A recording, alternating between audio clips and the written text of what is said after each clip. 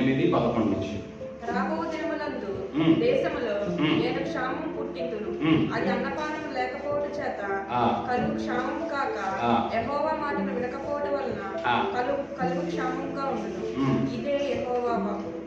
కాబట్టి జనులు యెహోవా మాట వెతుకుటకై ఈ సముద్రం నుండి ఆ సముద్రం వరకును, ఉత్తర దిక్కు నుండి తూర్పు దిక్కు వరకును సంచరించును గాని అది వారికి దొరకదు.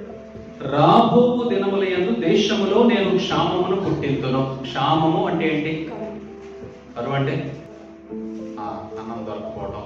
ఇంకా ఏది కావాలనుకున్నది దొరకకపోయినా అది క్షామమే. ఇప్పుడు అన్నం దొరుకుతుంది, సమాధానం లేదు, సంతోషము లేదు. ఏది నీకు కావాలనుకుంటున్నావో అది లేకపోవటమే క్షామం. మనం ఏమనుకుంటామంటే తినటానికి లేకపోతే అదే కరువు అనుకుంటున్నాం. కాదు. నీకు ఆరోగ్యం లేకపోయినా, కుటుంబంలో మంచి సంబంధాలు లేకపోయినా, పిల్లలు నువ్వు అనుకున్నట్లుగా వారు సరైనటువంటి మార్గంలో లేకపోయినా, నీవు కోరుకున్నటువంటి ఉద్యోగం దొరకపోయినా, ప్రతిదీ కరువే, క్షామము అని అంటున్నాడు. దేని గురించి క్షామం అని చెప్తున్నాడు ఆయన? ఇప్పుడు నీకేమర్థమైంది ఇక్కడ? రాబో దినములయందు నేను దేశములో క్షామమును పుట్టించదను. ఏ క్షామం అని చెప్తున్నాడు ఆయన? అన్నపానములు లేకపోవుట చేత కలుగు క్షామము కాక. ఏ క్షేమం కాదంటే ఇది?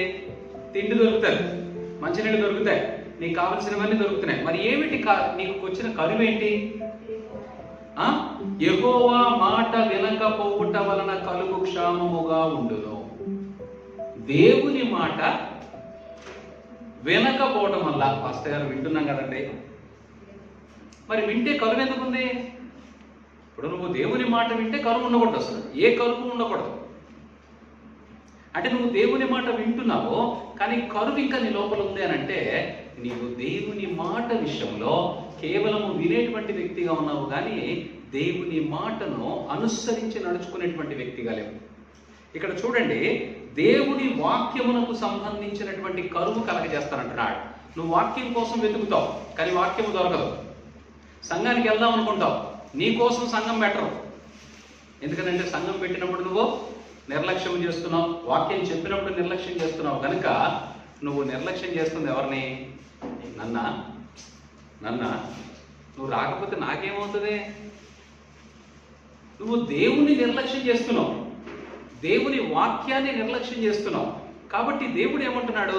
నేను మీకు దొరుకు కాలమున మీరు నన్ను కనుగొనలేదు గనుక నేను మీకు దొరకని కాలం ఒకటి వస్తుంది. ఏమంటున్నాడు? మీరు నన్ను వెతుకుతారు, సముద్రాల వెంటబడి పరిగెత్తుతారు, దేశాలు పరిగెత్తుతారు, కానీ మీరు వాక్యమును సంపాదించుకోలేరు అని చెప్తున్నాడు.